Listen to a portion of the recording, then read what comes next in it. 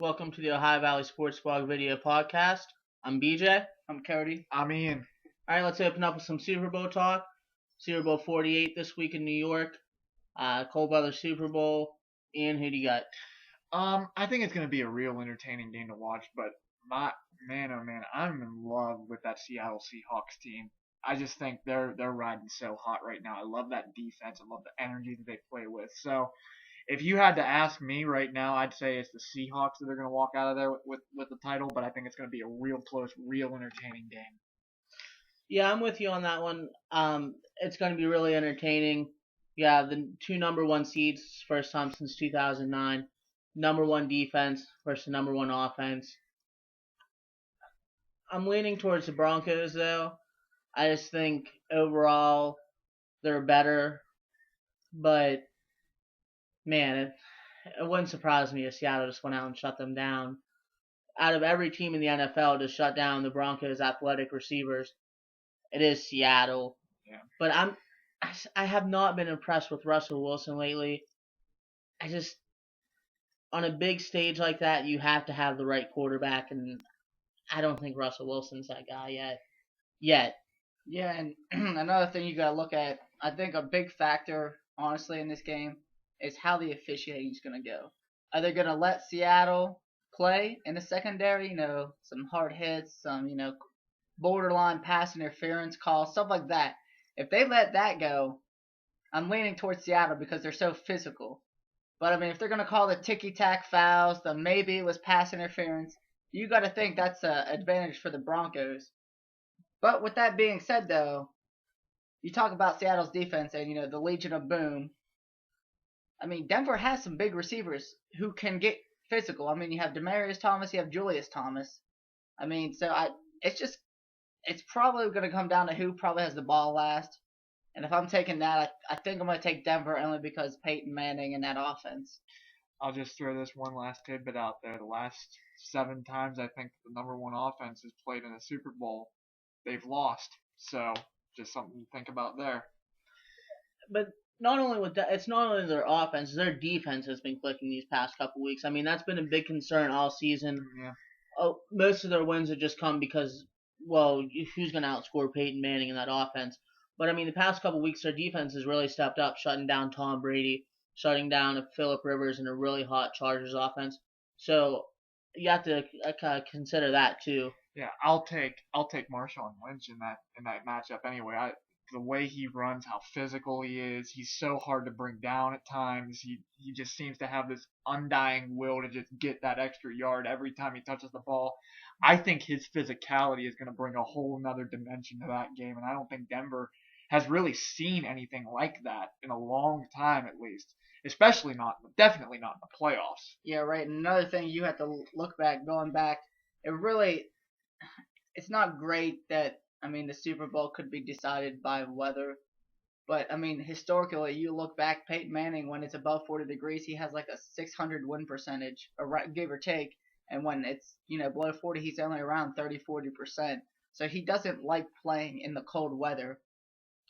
Yeah, but you also have to take into consideration he's won a Super Bowl in inclement weather before. The Super Bowl he won in Florida against the Bears, it was driving rain the entire time. True. Real quick though, BJ and Ian, give me your X Factor player. What player's gonna make the difference for either team? I'm gonna go with Eric Decker. He's a small guy. He's gonna be able to get around that Seattle defense. I'm not gonna take a guy like Demaryius Thomas. I think him and Richard Sherman will kind of cancel each other out. Both really good at what they do. So I'm going to go with the smaller guy that works the middle of the field. Yeah. On that point, I'm going to take Cam Chancellor. Okay. I think Cam Chancellor has got to play a real good game. He's got to match up well with some real talented, real physical, real quick Denver wide receivers, guys that can beat you deep and beat you through the short routes too. He's got to figure out what style of play he's going to be able to play real fast and then match up with that the entire game for Seattle to really have a shot. Okay. I think I'm going to go with Knowshon Moreno in this one. Because if Denver can get the running game going, then Seattle has to respect them more. They can't just, put 5 or 6 safeties, defensive backs on the field. They're going to have to play the run as well. So if they can get a good mix of run and pass, it's going to be trouble for that Seattle Seattle defense. Let's stay on the NFL. Cleveland finally hired a coach. Last team in the NFL to do so. They go with the Bills defensive coordinator Mike Pettine. Is that how I pronounce it? Pettine. Yep. He didn't really have a great season last year in Buffalo. Where he really made his mark was as Rex Ryan's defensive coordinator for the past 5 years in New York.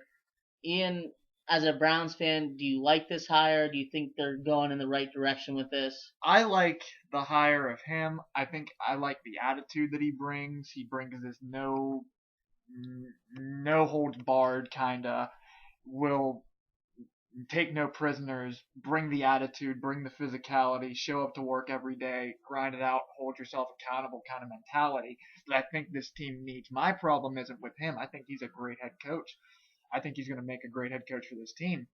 My problem lies with the front office in Berea, who have dropped the ball on every possible opportunity they've had since they stepped into the ownership positions last year. I mean, how long can it possibly take you to find a head coach? There's only 32 jobs available, and they're some of the most coveted positions in the world. There's got to be somebody out there that can be interested in this. You can't stumble over this for months on end and then expect us to be patient and wait for you. We can't do that anymore. We're done being patient. It's time for results. You have to stop and think, though. Someone just got fired after 1 year on the job. And again, that's the front office. I understand that, but so why is someone else going to go there and take that chance? I mean, most times that's what they do. They shoot themselves in the foot at every opportunity. I like the hire personally. He seems like you're saying, he seems like a no nonsense kind of guy. Let's go out there and grind it out.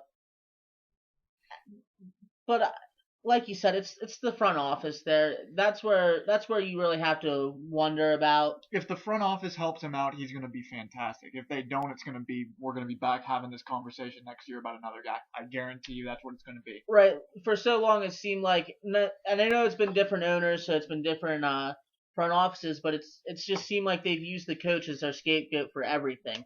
Bad drafting. Oh, it was the old coach. We fired him. Poor results on the field. Oh, it was the old coach.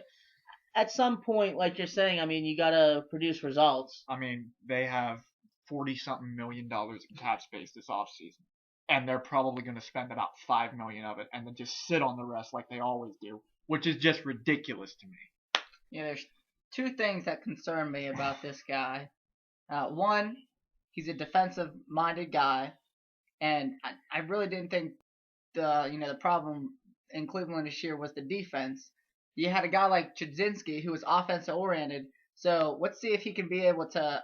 I'm wondering if he'll be able to translate because Cleveland's offense. He said that he'll be calling a lot of the defensive plays during game time, but during the week he'll be spending a lot of time off with the offense during practice. And my other thing that concerns me is that we all know while he was in New York, Rex Ryan had the final say over everything. He's a great defensive mind. So how much? Well, I mean, he went to Buffalo last year and led them to a top 10 finish in the league in total defense. I know. I'm just saying, how much was it Rex Ryan and what he said went, or how much of it was this guy's own ideas and philosophies? But at the same time, you have to think. I mean, being around Rex Ryan for 5 years, you learn a lot of stuff from a guy like that. Because, I mean, love or hate Rex Ryan, he's probably still the best defensive mind in football. And, I mean, it never hurts when you get to – I mean, the two previous staffs he's worked for in the NFL are the Jets and the Baltimore Ravens. I mean, that's a pretty good defensive lineup that you've got there with those two. I'm just hoping it translates for the Browns fans because I'm tired of hearing them complain about this stuff. Let's move on. All right, let's play the one-word game. I'm going to give you guys a topic. You give me one word. Oh, that's how it works. Ian, the Richard Sherman interview. One word. Love.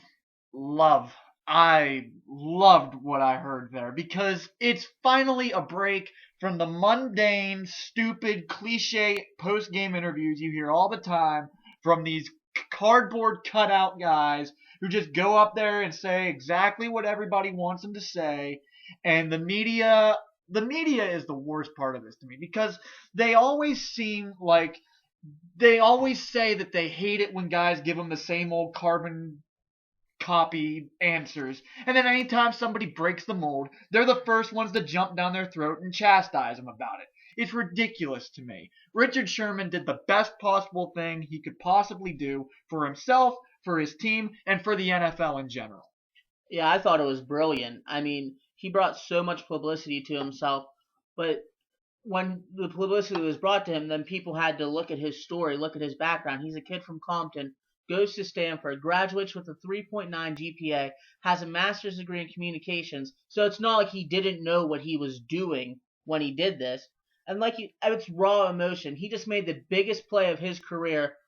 He says that him and Crabtree were both mic'd, so that'll come out what was said between those two. I've heard what was said. What was All he says at the final play is, after the final play, he goes up to shake his hand and he says, "Good game," and Crabtree smacks him away. That is honestly what is said between the two. right? I mean, so after making the biggest play of your career, then having someone smack you in the head, I mean, you're gonna be pretty fired up and you're gonna be pretty ticked off at that guy. So I mean, I don't blame him, and I thought it was brilliant. Great publicity for him. Yeah, I agree with you too. I loved everything about it, but the word I'm going to go with was brave.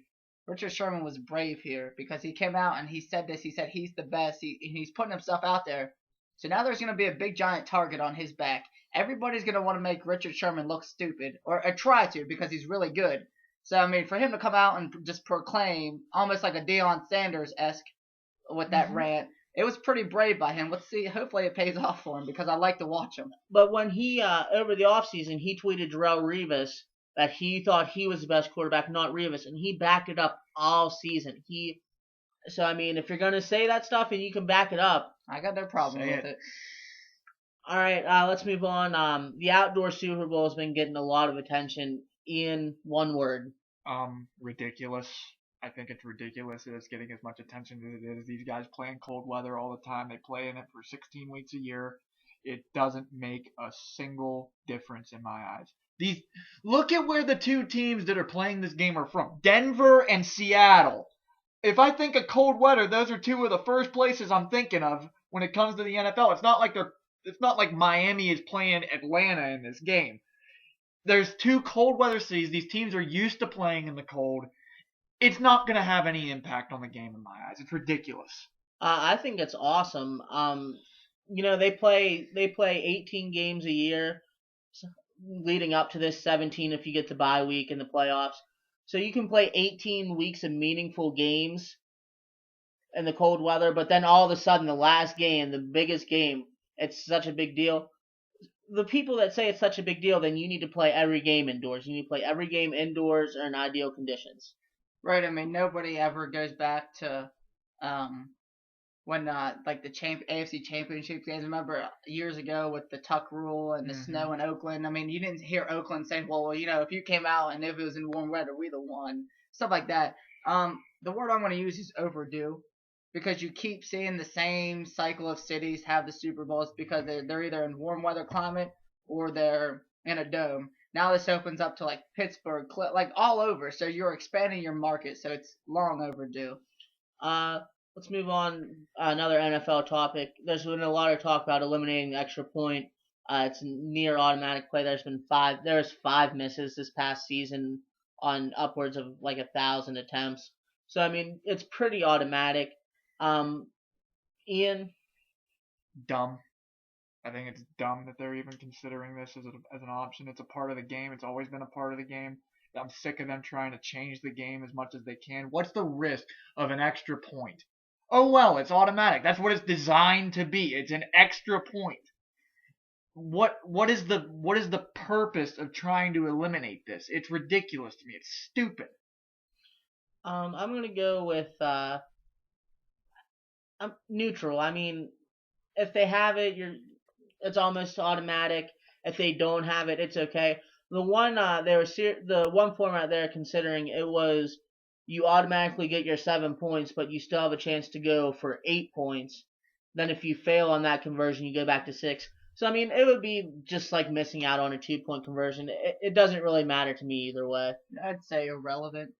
I mean, this isn't going to change the coach's mind. All of a sudden, they're going to be like, "Oh my goodness, we can get 8. You're telling me we can get 8 points? It's been there for how long?" Yeah. Coaches, maybe it'll shorten the game because coaches will just automatically, okay, 7 points. Maybe you shorten the game by 20 minutes or something. Right, I mean, there's no there's nothing to it. I don't like it. All right, let's move on. West Liberty, after their comeback win against Wheeling Jesuit on Wednesday, played a game Saturday against Urbana. Prefacing this, Urbana's 0-16 and 0-12 in the MEC. They're a horrible team. But West Liberty hit 33 pointers the other day. Ian, do you have a word for that? Defense or lack thereof. Just I don't understand how as a team you can allow yourself to give up 33 pointers in a game. I don't care who you're playing. Like, that's just ridiculous to give up 33 pointers. That's a horrible amount of points to give up for a team. I don't care if they're 0-6. Have a little pride. Just close out on a defender. Close out on a ball guy every once in a while. Just please, just close out on the guy with the ball. Get a hand up, something. Defend, box out, something. Just do something to stop that, please. It's defense. Where is it?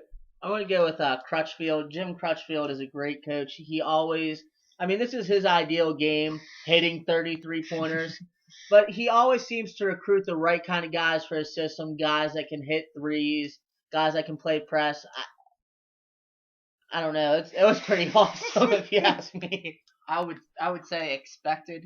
You would expect West Liberty to do something like this. The way where this program has come in the last 3 or 4 years, it just doesn't shock me, especially against a team like Ian said it's terrible. So, what's the last word, BJ? Let's move on to some high school hoops. Union Local is still undefeated. They played some close games, but they're still undefeated. Ian said ranked 4th in the state as of this week. Mm-hmm. Ian? I think it's awesome.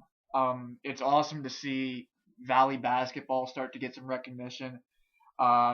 People want to say that this isn't a basketball area. I think it is a huge basketball area. Just to see a team have this much success and get recognized statewide for it.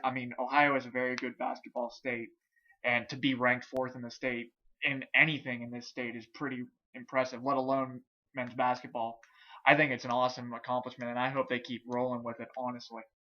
Yeah, I'm gonna go with Fragile. I've been very impressed by them.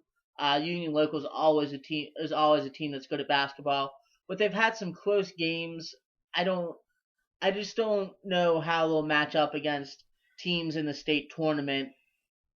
So I'm gonna go with Fragile. I think I'm gonna go with. I'm gonna say pointless. Not to the point. It's great what they're doing, and it's awesome to go undefeated if you have an undefeated regular season, especially in basketball because there's so many games. But would you rather go undefeated during your regular season or win a state title? It's great to go what they're doing. Go undefeated in the regular season, you get an easier road to the state title. I know. I'm just saying. I'm throwing it out there that it's awesome and it's fun and exciting what they're doing. But if they don't make a deep run in the playoffs, I have no doubt they're going to make a deep run. I'm just saying. I expect to see them in Columbus. It would be disappointing for them. That's why. They would hang their head on the undefeated season, but you'd have it's kind of you wouldn't have anything to go with it. All right. Let's move on to some college basketball. Ohio State's been pretty dreadful the past couple weeks. They were undefeated going into the Michigan State game. They were losing pretty big. They made a comeback. They forced that game to overtime. Ended up losing by 4. That just kind of solidified their ranking up to that point. They're the number 3 team. Michigan State was the number 5 team. Losing overtime at Michigan State. Then they go out and they go on a 4-game losing streak that included Nebraska was the low point. And do they have enough offense to be a threat in the Big Ten or the NCAA tournament? No and no. Honestly, no and no. Did you watch that Michigan State game the other night? That was a good one. Did you have you seen what Iowa is doing to teams? Have you seen how improved Minnesota is? You still have Wisconsin. You still have your I'll even take Northwestern over this team at this point, honestly. Illinois. I know Ohio State beat them, but Illinois is still a good team. Indiana. I mean, this is the problem. It's been the problem for years, and I'm gonna say it right now. For as great a recruiter as Thad Matta is, I don't think he's that great of a basketball coach. I'm gonna say it right now. I don't think he's that great of a basketball coach. He has so much talent on that team, but he's not doing anything with it, and it's ridiculous. You have to bring in guys who fit your system. What is your system, Dad? Do you want to play zone defense? Do you want to play man-to-man? You want to run up and down the floor? Or you want to run sets? Pick your poison. Let's go. Figure this out. Yeah, I wouldn't say that he's not a good coach, but he's definitely a better recruiter than he is an in-game coach. With all the talent that he's brought through that program since he's been there, he should have a national title. He should have more Final Four runs. Yeah, but that's the thing about basketball, and that's what makes the NCAA tournament so great, is the best team doesn't always win. It all, like, when you get into the tournament, it all depends on matchups. Name me a year under Thad Matta where Ohio State has actually been the best team in the country. I thought when Greg Oden and Mike Conley, freshman year, they deserved to lose that game to Georgetown. Honestly. Greg Oden was playing with like one arm all season. Okay. That's when he was actually relevant. I'm just saying, I thought they were one of the best teams in the country that year. I mean, I guess it's surprising they never won anything with Evan Turner. I mean, they've had the players. I don't see anybody who's your go-to guy on this team. They have pieces in place. They have some decent offensive pieces, but I mean, who's your? You need a bucket. You're down one with 10 seconds left. Who are you giving the ball to? That's the question. Yeah, Aaron Kraft's not giving the ball to anybody, so it doesn't really matter. I was gonna say he's not giving the ball to anybody, so it doesn't really matter. That's the problem with Aaron Kraft. I mean, as good as a player as he is, as good a defensive player he is, he doesn't trust other people when it comes to crunch time, and he always trusts himself. He's an offensive. By the way, I'm still waiting for Lemzell Smith to make a shot in a key situation in the game. Still waiting. It's been how many years now, and I'm still waiting for that. Right, and then you would think that LaQuinn Ross would be your go-to scorer, but he's not good enough to be your number one scorer. So this is just a team with a lot of problems. It's a team with inconsistency. That's it. I mean, I was at that Iowa game, and I watched LaQuinton Ross score like 20-something points, and I don't think Ohio State had another guy in double digit the rest of the game. It's one guy will have it, and nobody else will. And I know you love him, but I'm sorry, Amadeo De La Valle is a waste of a scholarship player. He's a waste of a scholarship player. Even like I was gonna say even with more playing time this year, I've come to realize that he's a waste of a player. He's a waste of a player.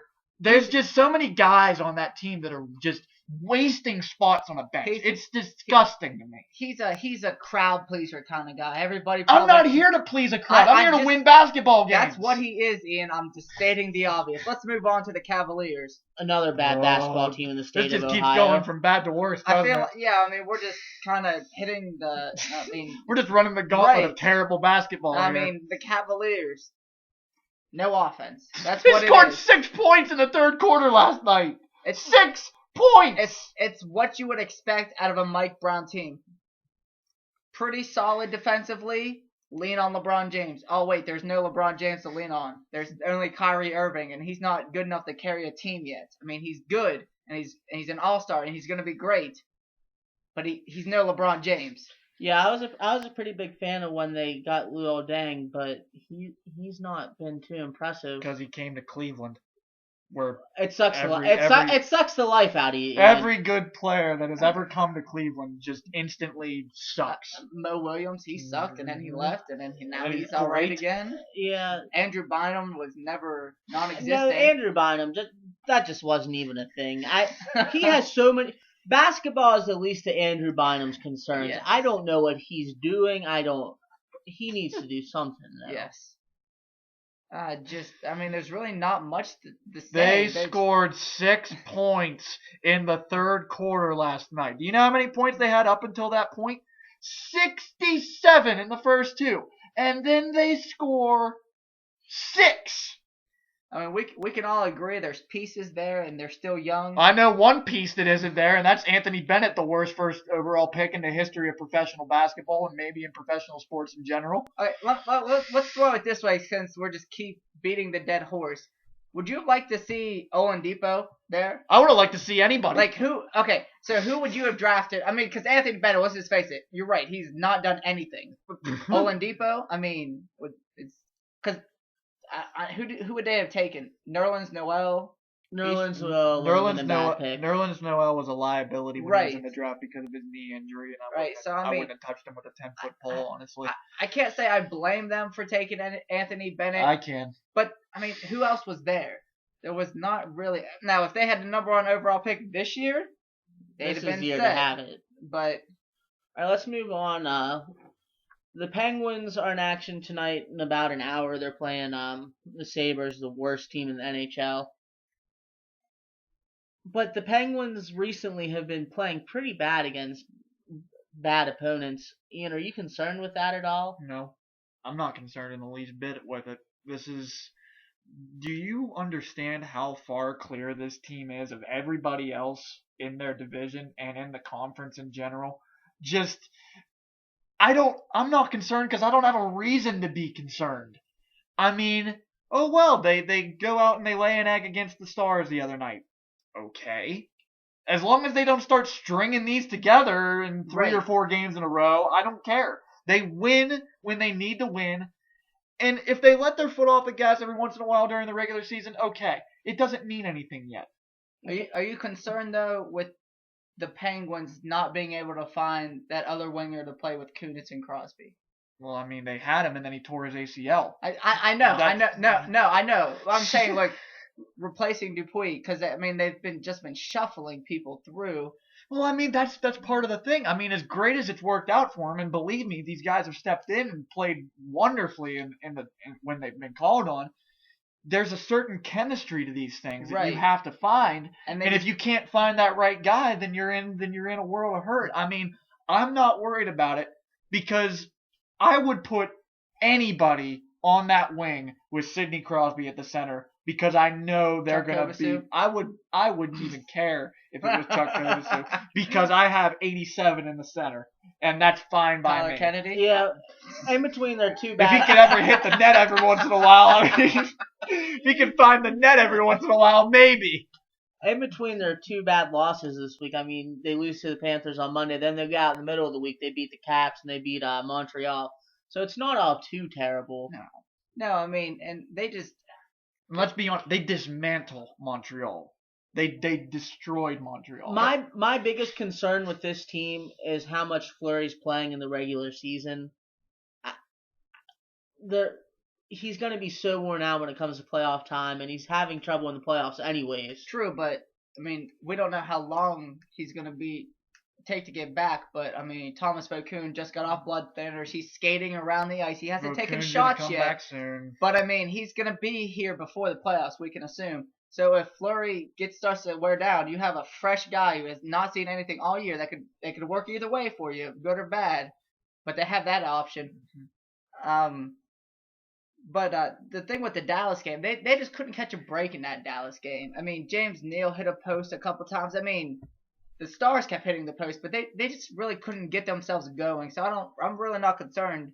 I mean, I just read the other today, I saw on ESPN, the Blackhawks have lost 3 straight and 7 of 10. Nobody's panicking in Chicago because they know it's all about the playoffs in the NHL. That's it. So let's move on. All right, let's talk about some off-season baseball or lack thereof. The Pirates haven't done too much. I mean, they've re-signed Clint Barmes to a pretty cheap deal, which, I mean, if you have him cheap, he's a good player to have. They signed Edinson Volquez, but that's it. Cody, are you concerned with the inactivity, or do you see it as not that big of a deal? It's a huge deal for them, and it's not their fault. They can't spend money because they don't have money, because baseball doesn't have a salary cap. The Yankees, with Takashiro, Japanese guy, with his posting fee, they spent $491 million this offseason. How can you compete with that? I've seen that movie before. I mean, seriously. I mean, I'd like to say yes, the Pirates they have a chance this year. They're going to win the World Series, but you have teams like Seattle and New York buying their teams. It's just not fair. Yeah, but I mean, you have Seattle and New York buying their teams, but they haven't been very successful recently. I'm not very concerned with inactivity because you look at last offseason, they signed Russell Martin to a big contract for Pittsburgh standards, 2 years, $17 million. But other than that, I mean, they signed Liriano to $1 million deal. That was it. And this team went out there, won 94 games, made the playoffs, was a Game 5 away from going to the NLCS. With the Pirates, all their talent's going to come up from the farm system. That's just the way it's going to be in baseball. Who's the first baseman they're bringing up, BJ? None. They don't have one coming up. Like, who's their top prospect at first base? They don't have a top first base prospect. What's our big hole on the Major League team? First base, but you go throughout last season, 94 wins. Ian? Marlon Byrd. They didn't want to pay him. I mean, but if you need a guy to come through in a clutch at bat, did you see what he did all last year when he was there? I know. Every single time. And I don't know if they didn't offer him or they just And did, then and they Mar- knew, no, they knew he was going to pay too Marlon much. Byrd tweeted out to a fan asked him if the Pirates offered him a contract. They didn't.